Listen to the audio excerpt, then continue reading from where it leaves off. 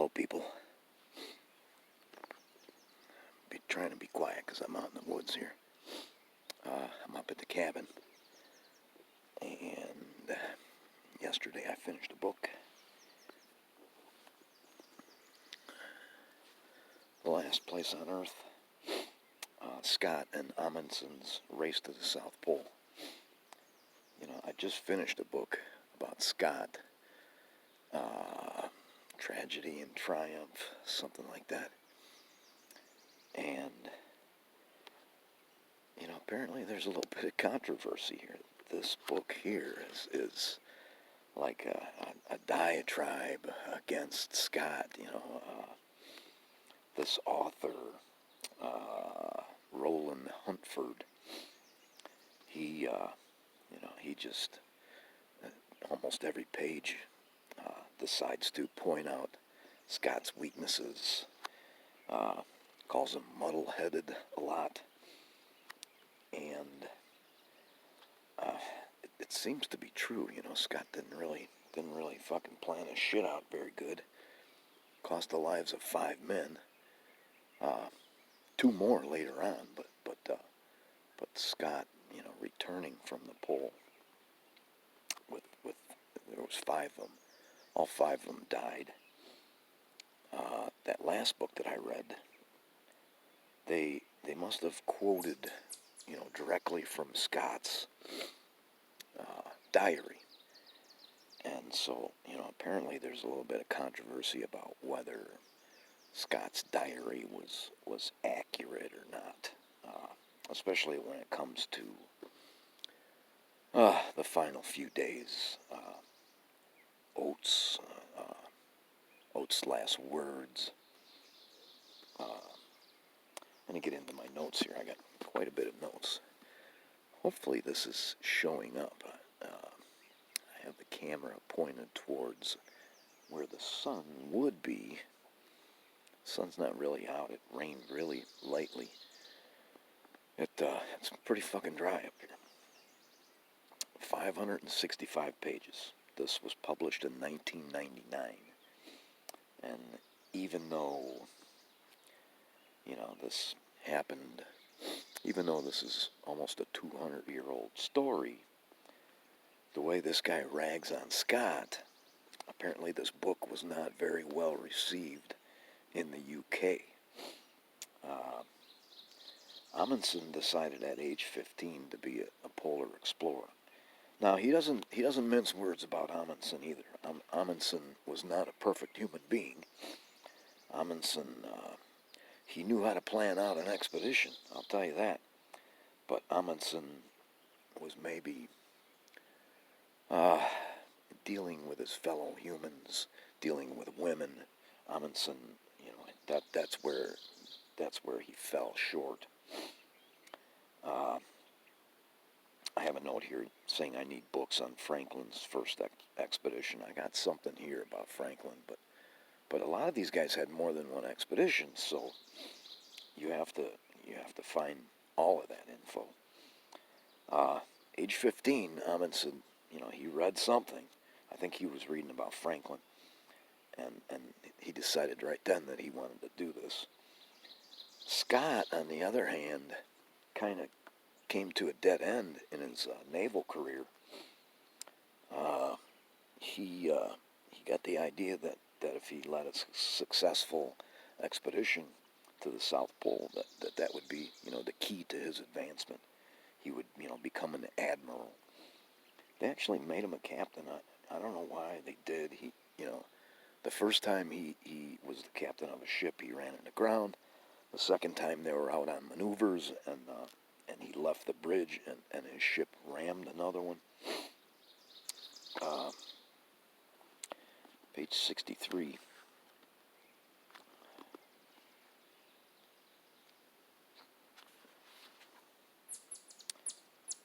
They had now been imprisoned in the pack for 9 months, drifting helplessly over the Bellingshausen Sea at about 70 degrees south. The ice still held the Belgica firmly in its grip, showing no signs of letting her go free. Another winter beset in the Antarctic was too horrible to contemplate. Tempers were naturally frayed. 3 sailors were insane. Cook felt that the mental state of de Gerlach and Arctowski was giving cause for concern. Christmas and New Year were gloomy. Apathy and resignation descended. I believe that I picked that out because Amundsen was on that. He was on that expedition, the Belgica. Amundsen, one of his claims to fame was he did the Northwest Passage. The Northwest Passage had kind of been figured out, but nobody had ever done the entire thing on one keel. They always wrecked their boat and got on another one. Amundsen did the whole thing on one keel. The Gajoa or something like that was the name of his ship. Second and third paragraph, 132.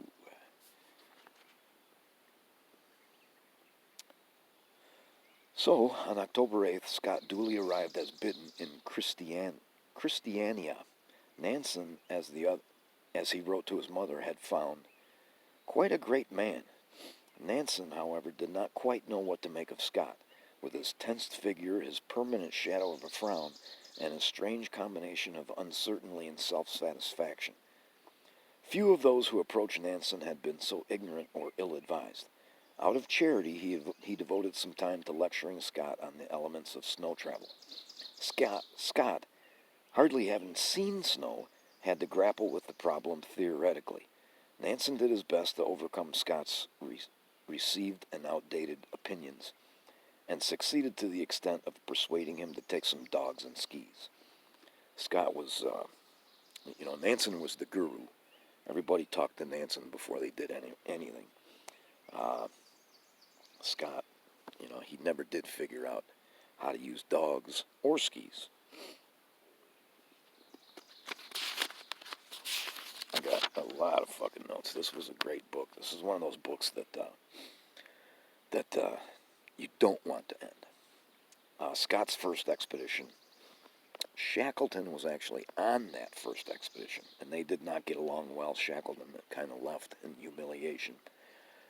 There was a guy named Lashley that was on both of Scott's expeditions. Apparently Lashley has wrote a book. I'm going to have to get it. Page 232.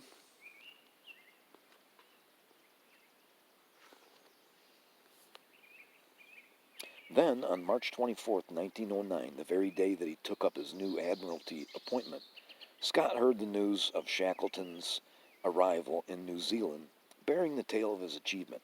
Shackleton had got within 97 miles of the pole, 360 miles beyond the old furthest south. It was the biggest single advance that had ever been and ever would be made towards either pole of the earth. But the South Pole, after all, had been left for Scott and Amundsen. That was Shackleton's first expedition. His second, was the Endurance, where he got crushed in the ice, and it was fantastic.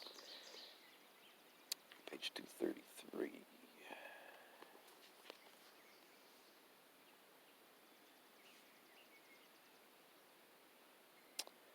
Shackleton had stopped with the goal within his grasp, one of the bravest acts in the history of polar exploration. When his wife asked him how he found the strength of will to turn, he answered, "I thought you would rather have a live donkey than a dead lion. Turning back and living with the might have been requires a special brand of courage." 261.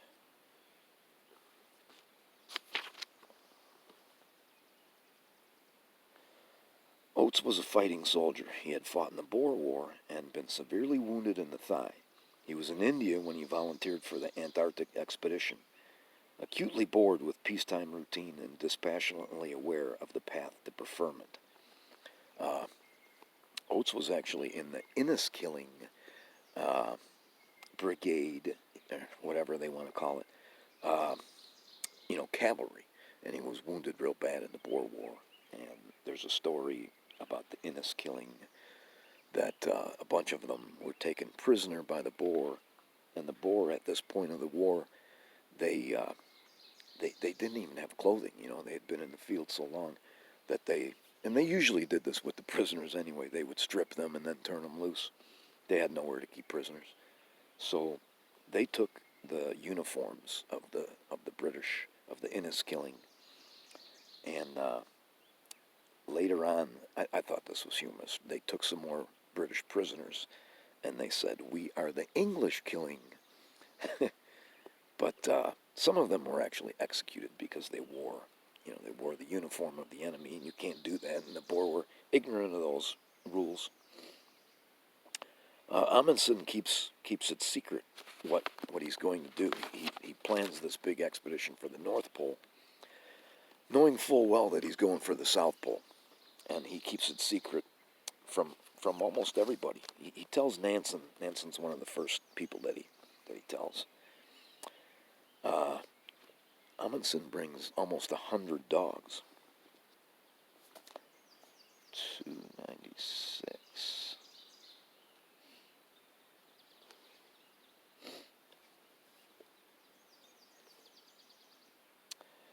In a storm, over 20 dogs can be pressed together like a jumble with heads sticking out. This is on board the ship, on the Fram. And when the ship lurches, the whole mass moves, and then there's a fight.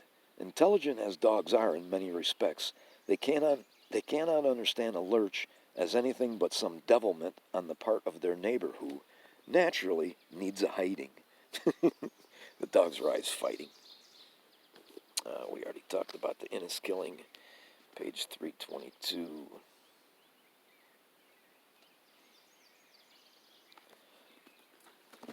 I don't want to do this, but I'm going to have to stand up and take a piss.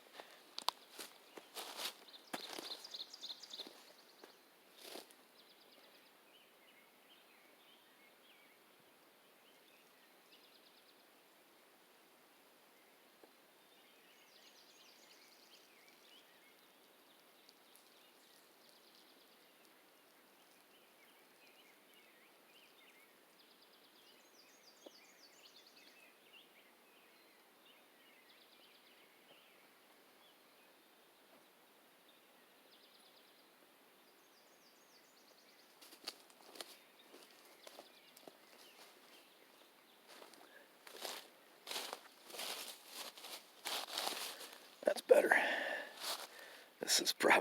That was probably the most entertaining couple of seconds of the video. 322.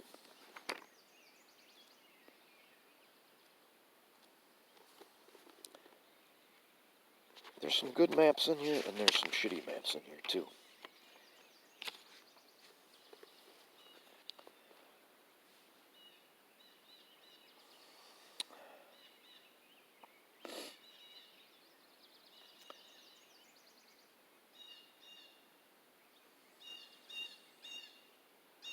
A defeat, no two ways about it.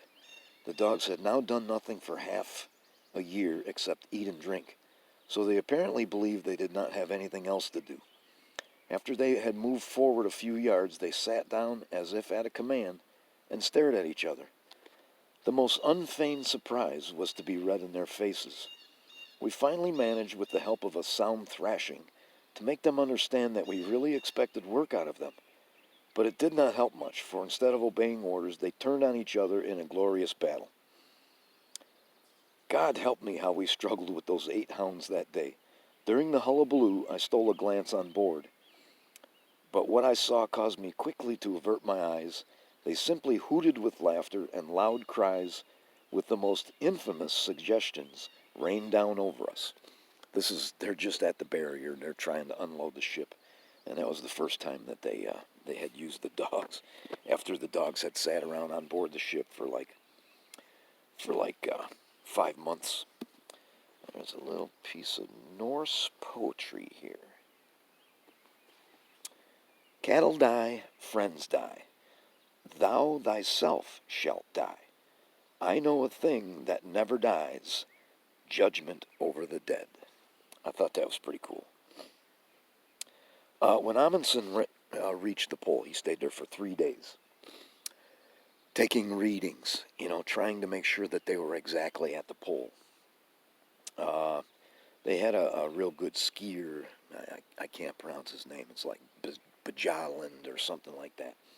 He was the one that got closest to the pole, because they tried to box the pole. They would get to where they thought it was, and then they would go out to all four corners and lay another cairn. And the skiing guy, he got the closest to it. He was like 200 yards away.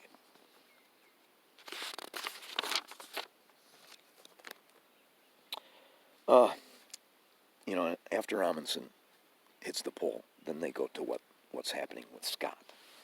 And it's hard to read Scott's struggles without thinking about your own life. I don't pretend that my life is anywhere near as bad as Scott's was towards the end, but as he struggles to get from depot to depot, it's kind of like our own lives, struggling to get from paycheck to paycheck. Some people struggle to get from EBT card to EBT card. That came over me when I was reading that. Page 522, so we're almost at the end here.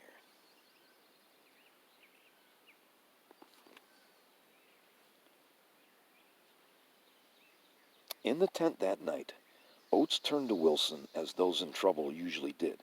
He had no wish to confide in Scott, for whom by now he had lost any lingering vestige of respect. Oates had to face the hideous realization that he had been betrayed by incompetent leadership. If only he had not been so mistakenly silent, he could have avoided this futile disaster. It was a heavy burden of regret to bear.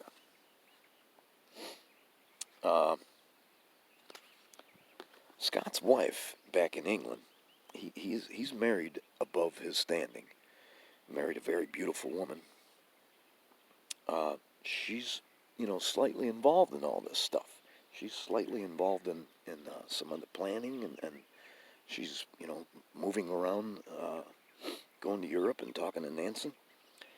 She actually ends up fucking Nansen. And they figured that it was pretty damn close to the time that Scott was starving and freezing to death. There's some letters that Nansen wrote to her, and the letters are not written like you would write to an acquaintance. And then I have just one name here at the end, Johansen. Johansen was with Nansen when Nansen tried to float to the pole, to the North Pole. And then Nansen and Johansen, they take off on a sledging trip when they realize that the Fram is not going to get there. They still don't get there, but they have to go all the way back to Franz Josef Land, and they end up spending a year in a fucking snow cave, and Johansen is a pretty heroic figure at that time.